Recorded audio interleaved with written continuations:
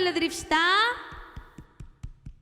하나님께서 오늘 우리에게 주시는 말씀은 사도행전 7장 1절에서 8절까지의 말씀입니다.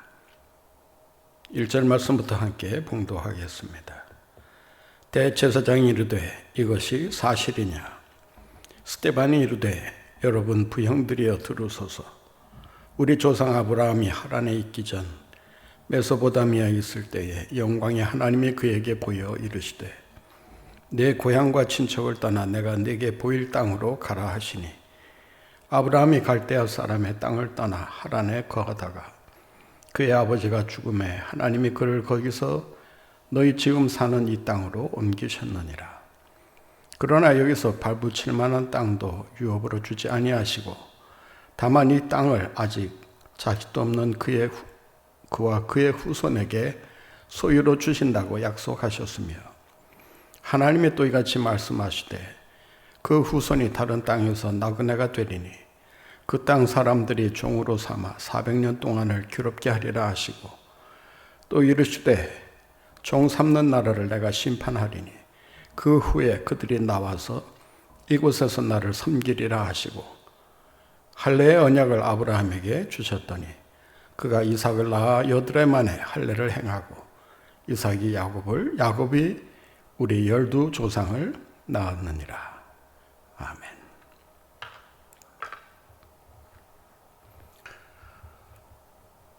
이 세상에서 일어나는 크고 작은 모든 일들을 분석해 보면 하나의 문제로 귀결이 됩니다. 진리냐, 거짓이냐 라고 하는 문제라고 할 수 있습니다.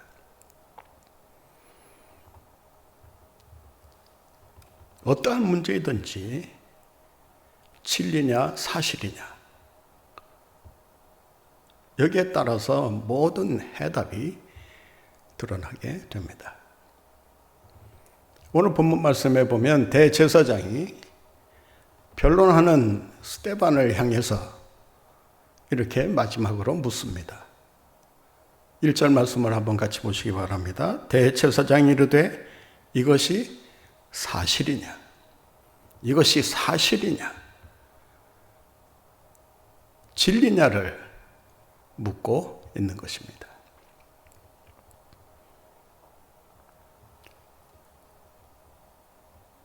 우리가 믿고 알고 따르는 이 진리에 대해서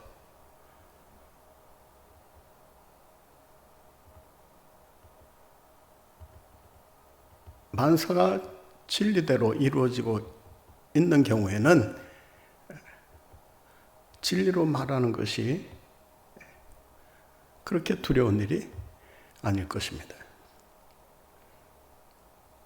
진리를 인정하고 진리를 존중하는 세상 속에서는 진리대로 사는 것이 곧 안전이요 행복의 열쇠가 될 수 있습니다. 그러나 거짓이 진리를 대신하고 있거나 진리 자체를 부정하고 부인하고 있는 세상이라면 진리대로 사는 것이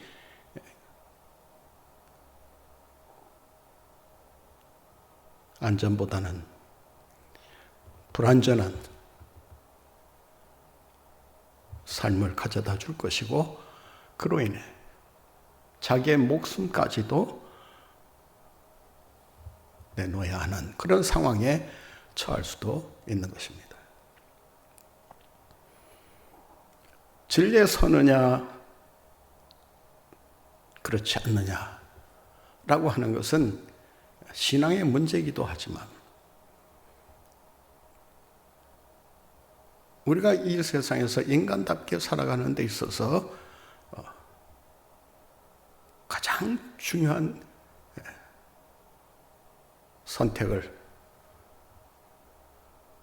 해야 될 때 바로 이 진리라고 하는 것이 그 기본이 될 수가 밖에 없다고 하는 것입니다.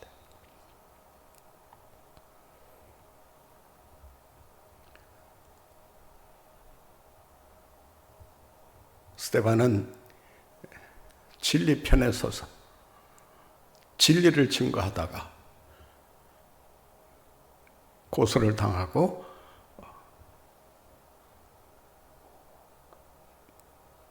순교의 위험에 처하게 됩니다. 그가 평소 맡은 임무대로 구제하는 일에 힘쓰고 봉사하는 일에 열정을 갖고 살았더라면 이런 위험한 공경에 처하지 않을 수가 있었을 것입니다.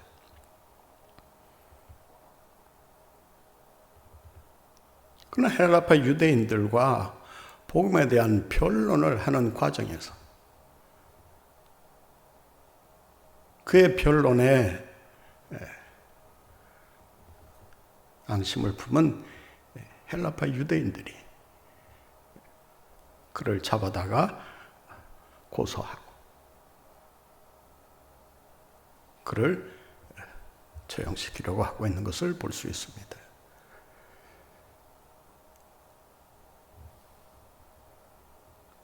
진리편에 서는 일이 쉬운 것 같지만 스데반의 경우를 보면 얼마나 어렵고 힘든 일인가를 발견하게 됩니다. 우리가 이 세상 속에서 자기가 믿는 하나님을 인정하고 그 하나님을 나의 하나님으로 고백하는 일은 쉬운 일 같지만 경우에 따라 자기의 목숨을 걸어야 하는 위험천만한 일이 될 수도 있다는 것입니다. 오래전에 공산당들이 총을 들고 교회로 난입해 들어왔다고 합니다. 예배를 드리고 있는 모든 성도들을 향해서 천장을 향하여 공포를 발사하면서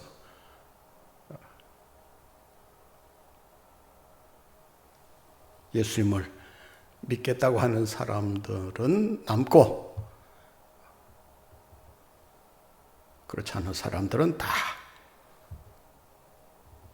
교회 문 밖으로 나가라.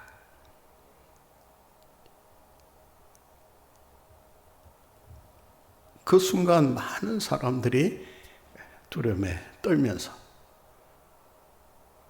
어떤 선택을 해야 될까 전전긍긍하고 있었다고 합니다.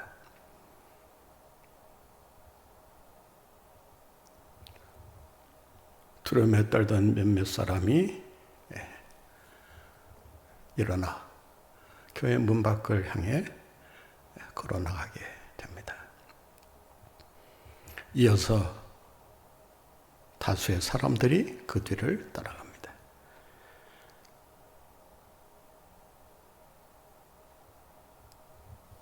예수를 믿겠다고 결심한 사람들만이 소수가 그대로 남아 있었다고 합니다.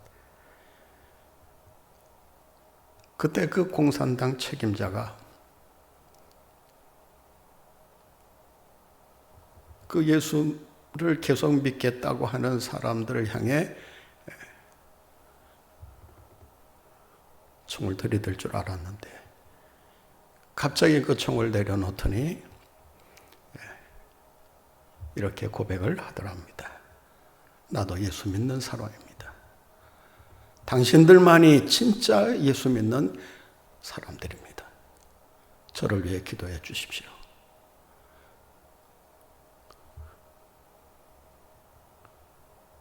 남아있던 사람들이 안도의 한숨을 쉬면서 놀라운 하나님의 섭리에 찬양을 드렸다고 합니다. 진리편에 서는 일은 이처럼 우리의 생명을 내놓아야 하는 그런 아주 무겁고 힘든 그런 선택임을 우리는 기억할 수 있어야 합니다.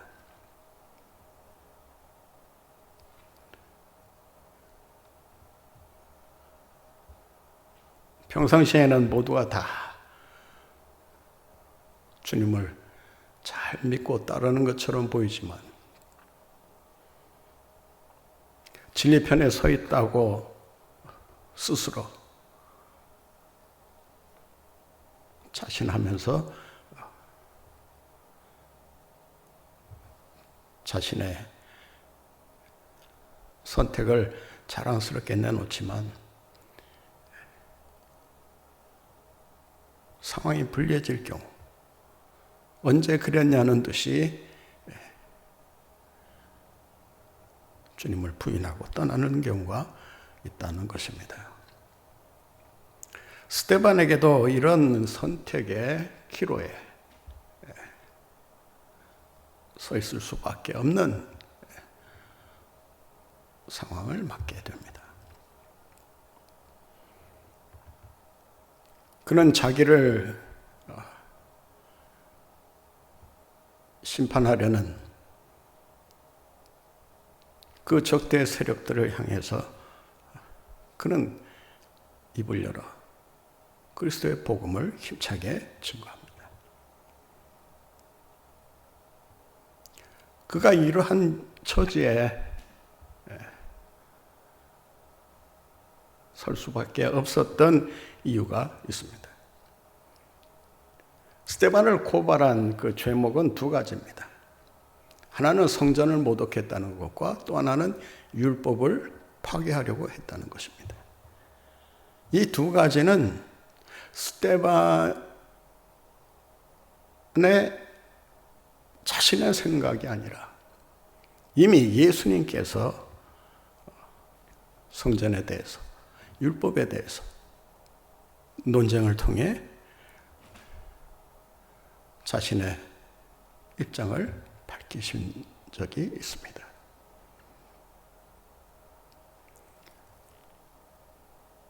우리는 스데반이 고발을 당한 이 두 죄목을 깊이 살펴볼 필요가 있습니다. 왜냐하면 이 두 죄목은 기독교가 유대교라고 하는 그 산맥을 넘어서 세계 종교로 뻗어나가는 데 있어서 반드시 넘어야 할 그런 장애물이었다고 할 수 있습니다.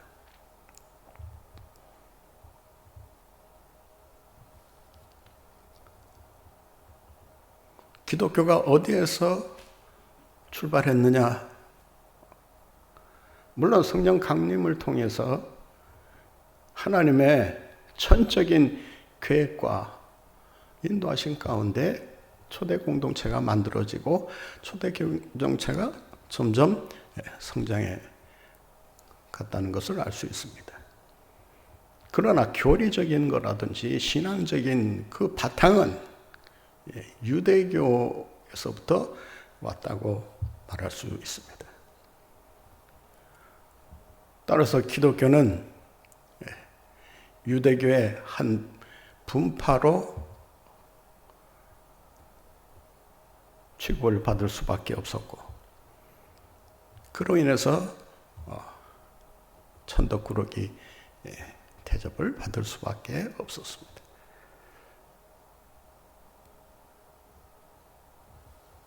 처음에는 그 차이가 분명하게 드러나지 않았기 때문에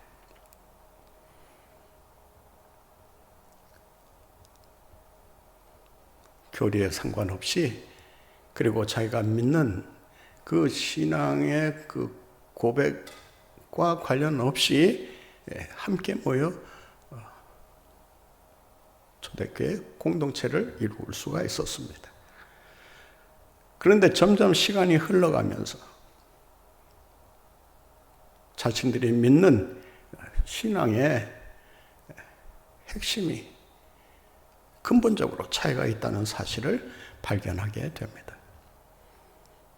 그 차점을 제일 먼저 발견한 사람이 스데반이라고 할 수 있습니다. 물론 사도들도 그 차이점을 어느 정도는 알고 이해하고 있었을 것입니다. 그러나 이것을 표면화해서 논쟁의 주안점으로 삼은 것은 스데반입니다.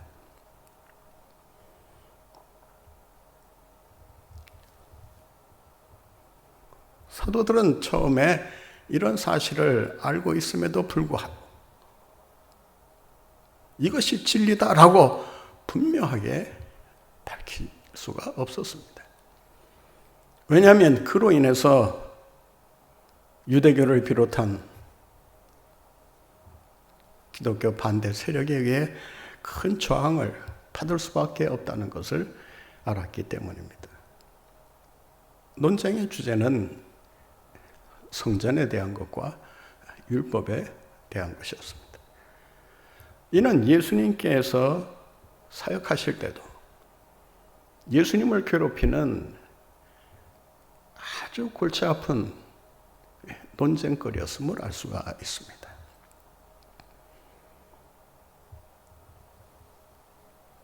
마태복음 26장이라든지 마가복음 15장에 보면 예수님께서 이 성전을 향해서 뭐라고 말씀하시는가를 기록하고 있습니다.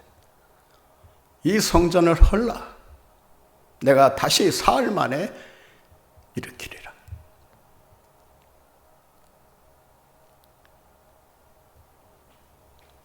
이 말씀에 대해서 유대인들은 예수님의 성전 이해를 문자적으로 그대로 받아들이면서 예수님의 말씀을 곡해했던 것입니다. 저가 손으로 지은 성전을 헐라고 했다. 사람의 손으로 지은 성전을 헐고 보이지 않는 손에 의해 성전이 세워질 것이라고.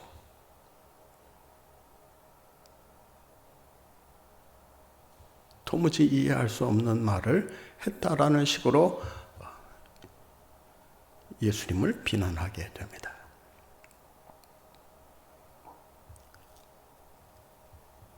요한복음 2장 20절 말씀에 보면 당시 유대인들이 예수님이 성전에 대해서 말씀하시는 것에 대해 이렇게 자기들 나름대로 반론을 펼칩니다. 아니, 이 성전이 세워지기까지에는 46년이라는 기나긴 세월이 필요했는데 어째서 저 사람은 3일 만에 성전을 다시 세우겠다고 하느냐? 예수님의 말씀이 도무지 이해가 되지 않았던 것입니다. 오히려 예수님의 말씀이 그들의 마음에 큰 불만을 품게 만들었다고 하는 것입니다. 이스라엘 백성들은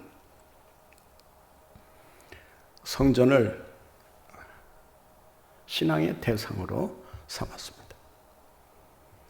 처음부터 그랬던 것은 아니지만 시간이 흘러갈수록 성전 안에 임재해 계신 하나님보다는 성전 자체를 더 우상시하면서 성전을 향해서 빌면 모든 문제가 해결될 수 있다라고 생각을 했던 것입니다. 그들이 생각하는 성전은 구원의 장소였을 뿐만 아니라 회복의 장소였으며 또한 하나님의 축복의 장소였던 것입니다. 성전만이 우리의 모든 문제를 해결해 줄 수 있다라고 하는 생각을 했습니다. 성전이 우상화되는 그 과정을 살펴보면 하나님께서 처음 솔로몬이 성전을 건축하고 그 성전을 봉헌할 때 하나님께서 그 성전이 완성되어 자기에게 바쳐지는 것을 기뻐하시면서 축복하십니다. 여러 가지를 말씀하고 계시지만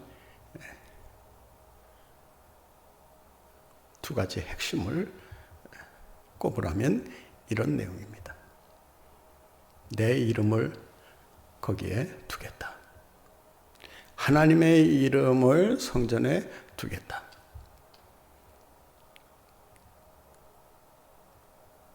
그리고 그곳에서 나를 섬기는 자가 구원을 받게 될 것이다. 그러니까 하나님의 임재를 경험하고 하나님을 만나는 장소로서 그들은 성전을 이해하고 있었습니다. 그래서 그들은 성전을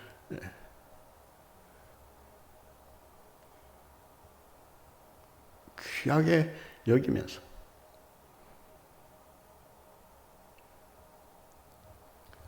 하나님에 대한 예배와 그리고 헌신을 했던 것입니다. 그들은 성전이 있다고 하는 그 자체만으로도 그런 신앙의 안도함을 느낄 수가 있었고, 성전이 있으면 우리는 안전하다. 하나님이 보호하시고 하나님이 인도하시기 때문에 안전하다 생각한 것이 아니라 성전이 있는 그 자체가 우리의 모든 문제를 해결해 주고 우리의 삶을 지켜준다고 생각했기 때문에,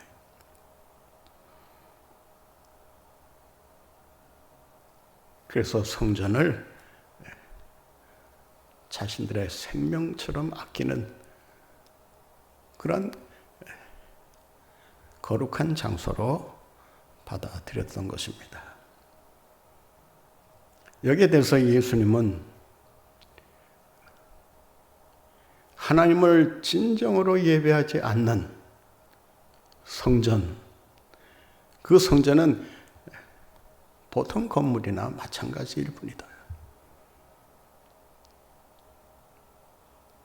형식적인 예배, 가식적인 예배가 드려지는 성전은 성전이라고 할 수 없다. 그러한 성전은 헐어버려야 된다. 사흘 만에 다시 세우리라고 하는 이 말씀은 자신의 사흘 만에 부활하셔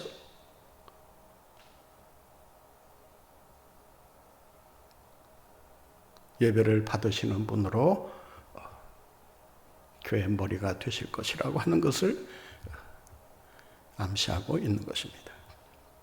따라서 예수님이 다시 세우려는 성전은 바로 부활의 몸인 그리스도가 교회의 머리가 되시는 그 공동체를 의미한다고 할 수 있을 것입니다. 어떻든 이러한 그 성전 개념이 아마 제자들을 통해서 또 예수 믿는 사람들에게 전해졌을 것입니다.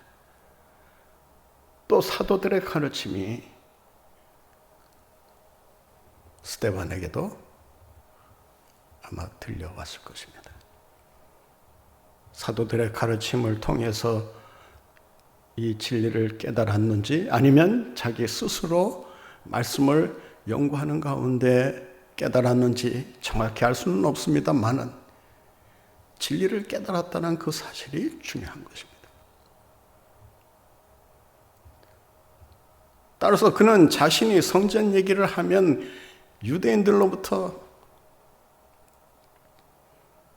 격렬한 저항이 있을 것이라고 하는 것을 이미 예상하고 있었던 것입니다. 그럼에도 불구하고 성전이 건물이 아니라 예수 그리스도라고 하는 사실을 발견하고 그 진리를 담대하게 전했던 것입니다. 진리에 바로 서 있는 사람은 거짓이 때로 몰려와도 두려워하지 않습니다. 흔들리지 않습니다. 진리에 붙들린 사람처럼 무서운 사람은 없습니다. 영국의 메리 여왕이 기도하는 존 낙스를 향해서 이런 말을 했다고 하지 않습니까? 나는 100만 군대보다 기도하는 존 낙스 저 한 사람이 두렵다. 진리의 말씀을 올곧게 증거하는 존 낙스의 그 담대한 모습에 당시 최고의 권력자에게도 두려움의 대상이 되었다고 하는 것입니다. 스데반은 이 변론을 통해서 하나의 진리를 그들에게 전하고 있습니다. 하나님을 만나는 장소는 너희들이 우상시하고 너희들이 소중하게 생각하는 성전이 아니라 하나님을 만나는 장소는 건물이 아니라 예수 그리스도다. 예수님을 진정으로 만나고 그리고 주님이 주시는 은혜를 힘입을 수 있는 길은 바로 예수 그리스도를 성전으로 모시는 것이다. 스데반의 놀라운 발견이 아닐 수가 없습니다. 이 진리에 대한 발견으로 인해서 당신의 성전 신앙을 뿌리채 뒤집어 엎을 수가 있었던 것입니다. 떠나는 율법에 대한 것이었습니다. 헬라파 유대인들은 스데반을 고소하면서 이렇게 얘기합니다. 저가 모세가 전해준 규례를 파기하려고 한다.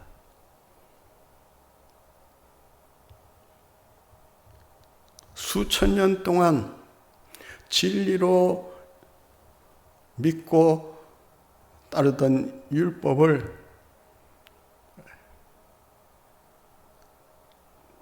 예수 그리스도라는 진리로 바꾸려고 했을 때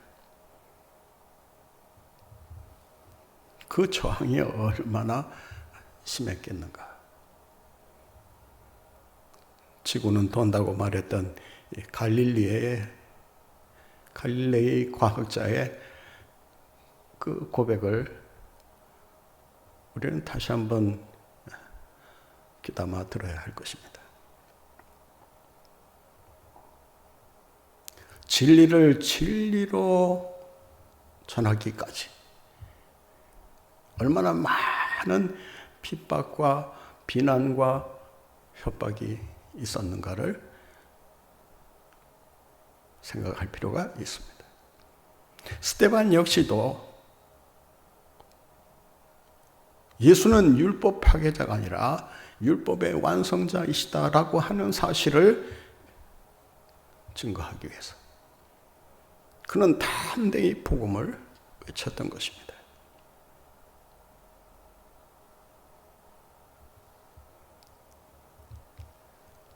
율법에 의한 구원이 아니라 예수 그리스도에 의한 구원. 이 진리를 깨닫고 이 진리를 따라야 한다는 것을 역설하고 있는 것입니다.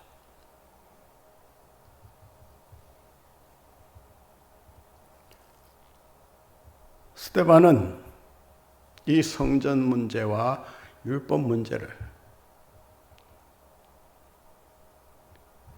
한 단어로 깨끗이 정리를 합니다.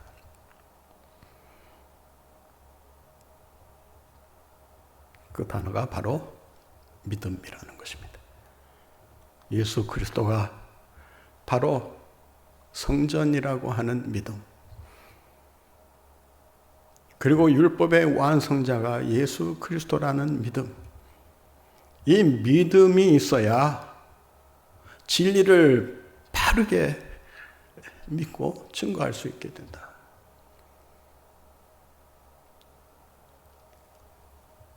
그는 구약의 역사를 그리스도론적으로 쭉 해석해 나갑니다. 7장의 내용 전체가 바로 구약을 예수 그리스도라는 관점에서 풀어가고 있는 것입니다. 이 스데반의 이 마지막 변론, 설교라고도 할 수 있겠습니다만은 그가 이 한 편의 설교를 남기고 처형을 당합니다. 그런데 이 7장을 통해서 스데반이 우리에게 주려고 했던 그 진리의 말씀이 얼마나 큰 영향력을 나타낼 수 있었는가를 우리가 계속되는 이 사도행전을 통해서 찾아볼 수가 있습니다. 특히 바울의 사역을 통해서 이 스데반의 설교가 얼마나 그의 신학과 그의 신앙에 지대한 영향을 미쳤는가를 보게 됩니다. 사도 바울이 믿음이라고 하는 이 주제를 붙잡고 자기의 모든 신학을 풀어간 것처럼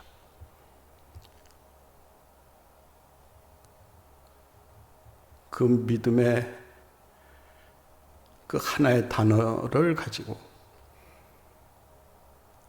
복음이 무엇이다 라고 하는 것을 증거하고 있는 것입니다.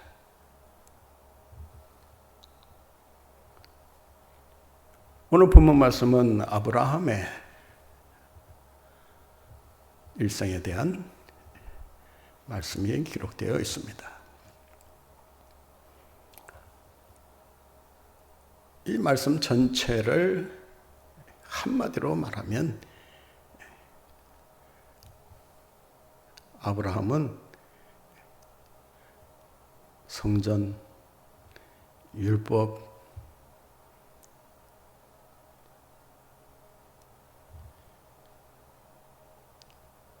이 두 가지가 존재하지 않았을 때 살았던 신앙의 사람이다.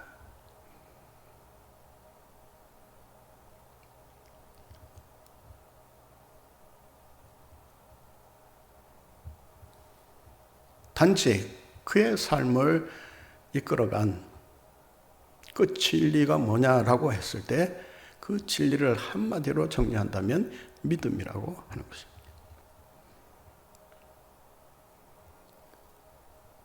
그는 성전에 들어가서 예배한 적이 없습니다. 왜냐하면 성전 이전의 인물이었기 때문입니다. 그는 율법을 받아본 적도, 율법에 대한 말씀을 들어본 적도 없는 사람입니다. 왜냐하면 율법 이전의 인물이기 때문입니다.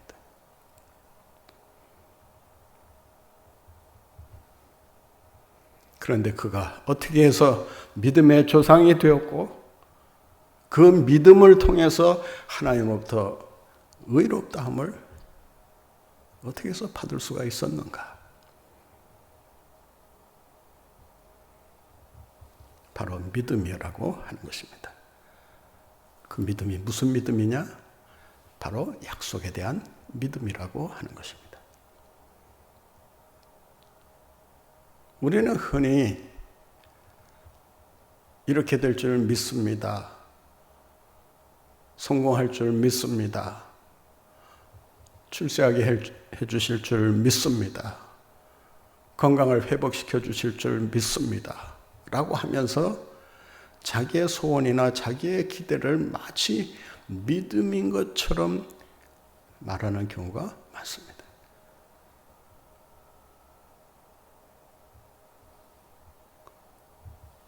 믿음이라고 하는 것은 하나님의 약속에 대한 믿음만이 온전한 믿음이라고 하는 사실을 잊지 말아야 합니다. 이렇게 해주실 줄 믿습니다. 이렇게 될 줄로 믿습니다. 라고 하는 그런 차원의 믿음은 약속에 의한 믿음이라기보다는 그저 자기가 그렇게 되었으면 좋겠다라고 하는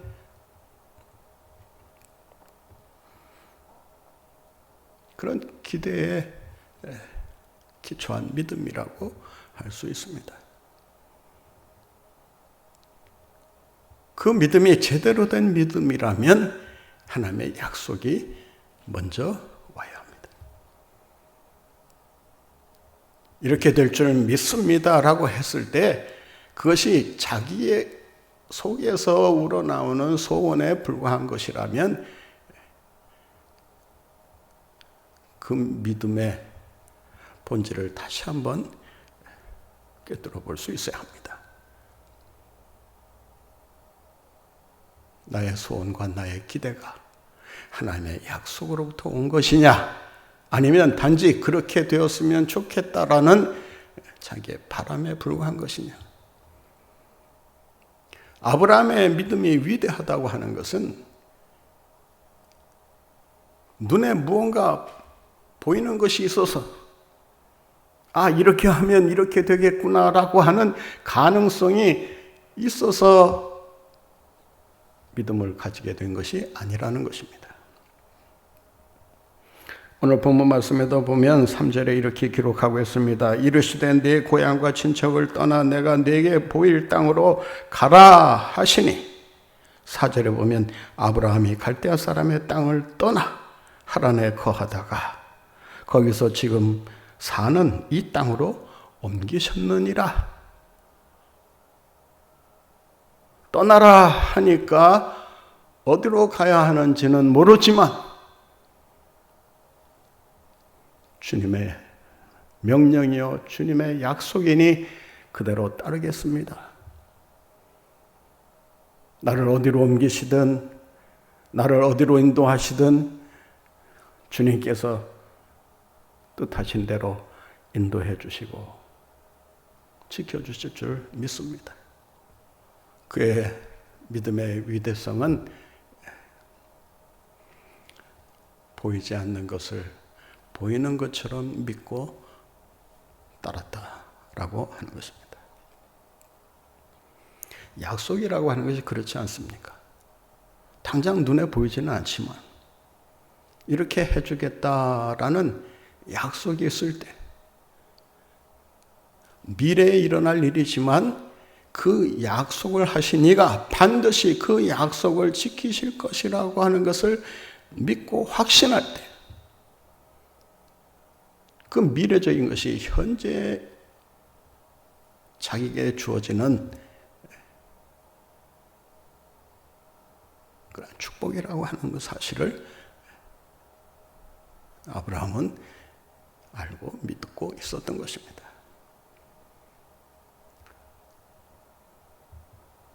너를 통해 바다의 모래알처럼 하늘의 별처럼 많은 자손을 주겠다라고 했을 때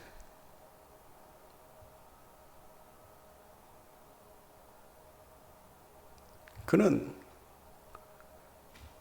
자신의 처지를 놓고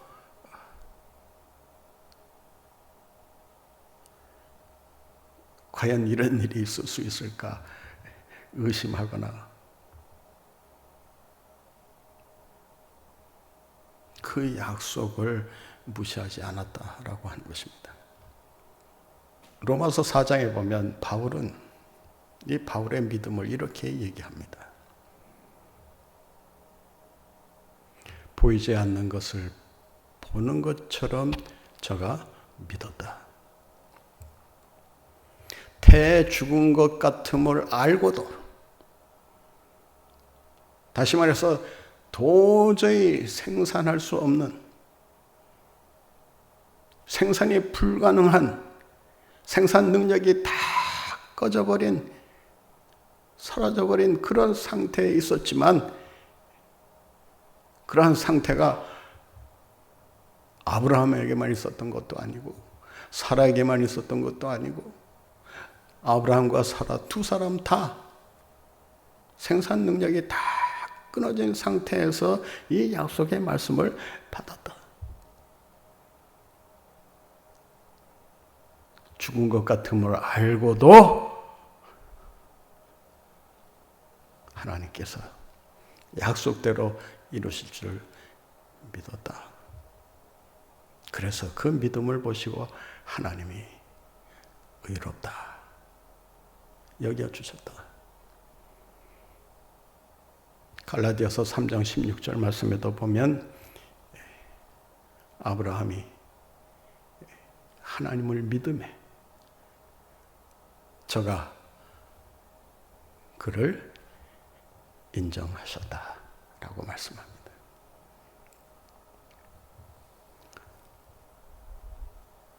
아브라함은 성전으로 의롭다함을 받은 것이 아닙니다. 성전 제사를 잘 드렸기 때문에 그가 축복을 받은 것이 아닙니다. 율법을 잘 지켰기 때문에, 준수했기 때문에 그가 구원받은 것이 아닙니다. 그런 믿음으로 살아가는 가운데 하나님으로부터 의롭다함을 받았다라고 하는 것입니다. 이 믿음으로 의롭다함을 받았다라고 하는 이 사상이 훗날 바울의 신앙의 주제로 각인되었을 뿐만 아니라 그 신학과 그 사상과 그 신앙이 마틴 루터에게로 이어지면서 종교개혁을 일으킬 수 있었던 것입니다. 우리의 구원은 성전으로부터 오는 것도 아니고 율법으로부터 오는 것도 아니고 오직 진리의 말씀으로, 그 진리의 말씀, 복음의 말씀을 믿음으로 하나님의 약속을 전적으로 신뢰하고 믿음으로 의롭다함을 얻는다는 사실을 기억하시고 성전 중심의 삶이 아니라 율법 중심의 삶이 아니라 진리 중심의 삶, 예수 그리스도 중심의 삶, 믿음 중심의 삶을 살아감으로 주님으로부터 의롭다 인정받고 이 세상에서 주님의 축복을 마음껏 받아 누리며 살아가시는 여러분들 모두가 되시기를 간절히 바랍니다. 주신 말씀을 기억하면서 우리 합심해서 한번 같이 기도하겠습니다.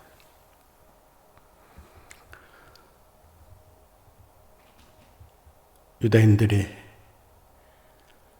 진리의 말씀을 제대로 이해하지 못하고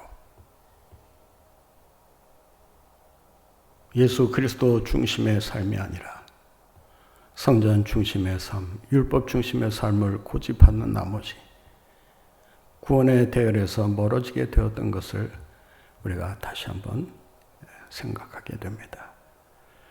우리의 신앙이 예수 그리스도를 떠난 어떤 다른 것에 매여 있지는 않는지,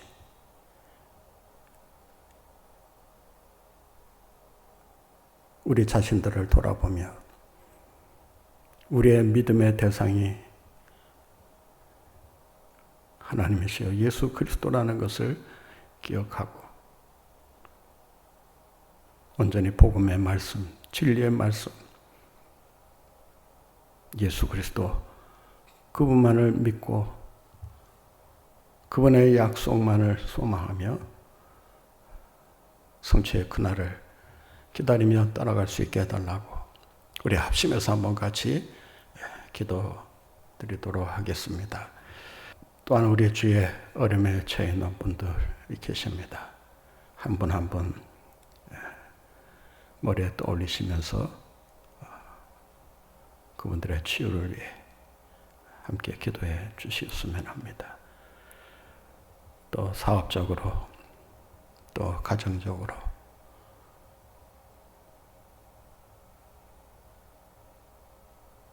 또 많은 생애 고통스러운 문제들로 인해 힘들어하는 우리 교우들을 기억하면서 빠른 시간 내에 그 모든 어려움을 딛고 일어설 수 있도록, 그리고 그들을 가로막는 모든 문제들이 은혜 가운데 잘 해결될 수 있도록 해달라고 우리 합심해서 한번 같이 기도드리도록 하겠습니다. 또 앞으로 있을 우리 교회 학교 또 여름 행사와 수련회 또 청년교회 수련회를 위해서 우리 합심해서 한번 같이 기도드리도록 하겠습니다. 코로나 시대에 참 마음껏 모여 예배하고 찬양하고 교제하지는 못하지만 온라인과 오프라인을 통해서 모든 행사들이 진행될 때 성령께서 강력하게 역사해 주셔서 전보다 더 열악한 상황 속에서 우리가 여름 행사를 하고 수련회를 하지만 저들 가슴 속에 주님의 말씀이 깊이 새겨질 수 있도록 해달라고 큰 은혜 받고 새로운 부흥의 기회가 될 수 있도록 주님께서 역사해 주시기를 위해 우리 합심해서 한번 같이 기도드리도록 하겠습니다. 같이 기도드리겠습니다.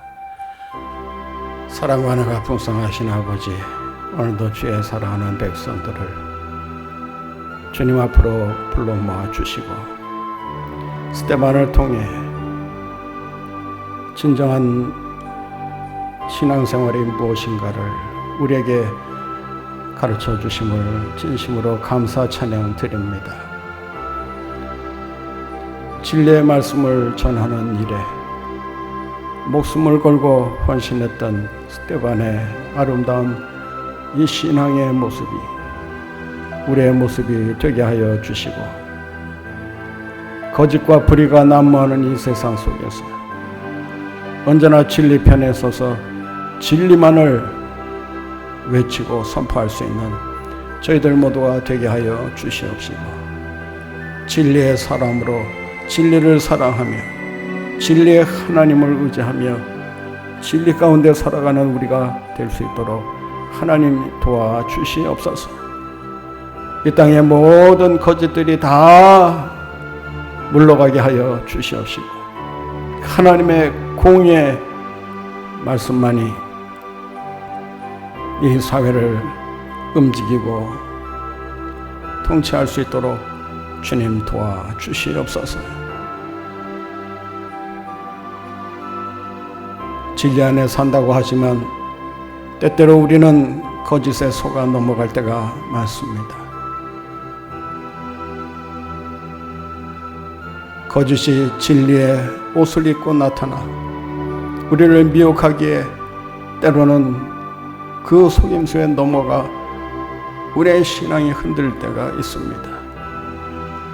우리에게 분별할 수 있는 진리의 영을 허락하여 주셔서 영분별력을 통해서 진리와 거짓을 분별하고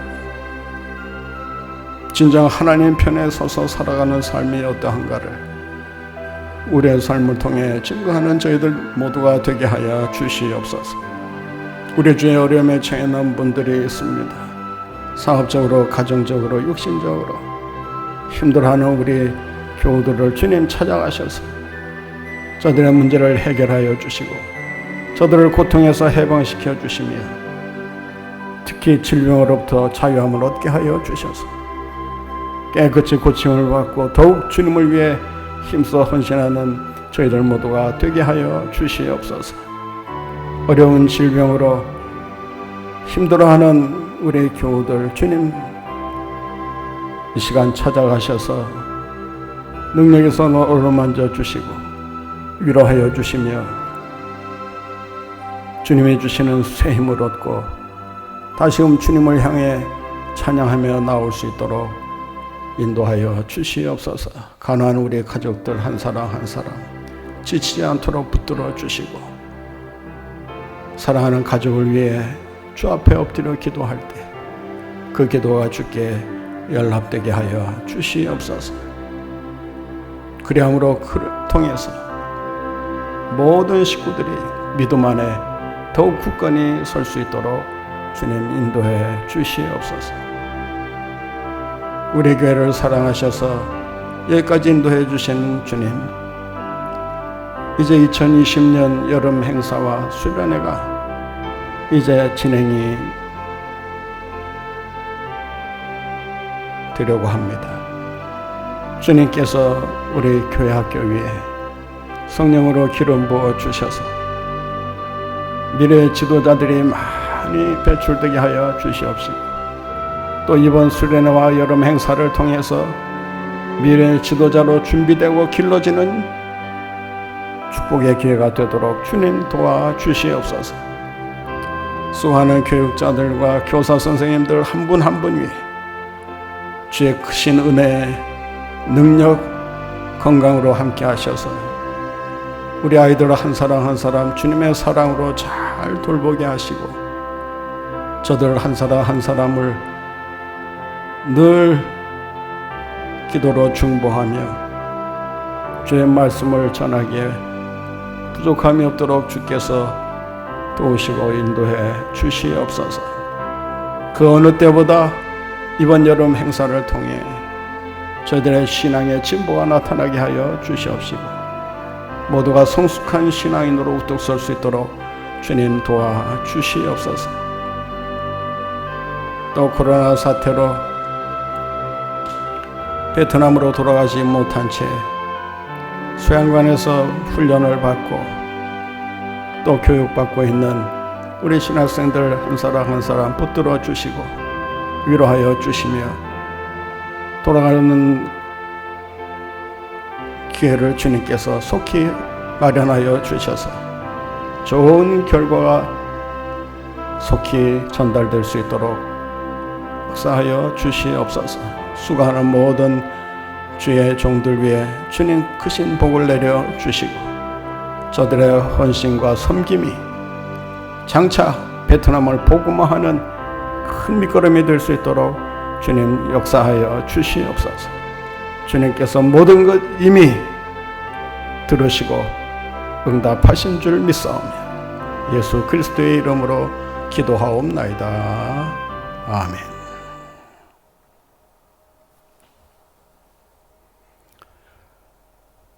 구주 예수 그리스도의 크신 은혜와 하나님 아버지의 만극하신 사랑하심과 성령님의 교통하심이 진리 되신 예수 그리스도 그 말씀 약속을 붙들고 믿음으로 주님의 뜻을 이루며 살아드리고자 주신 말씀을 마음에 새기며 이 자리에 엎드린 하나님의 백성들 머리 위에와 저들의 가정과 생업 위에 이제로부터 영원토록 함께 하옵시기를 축원하옵나이다.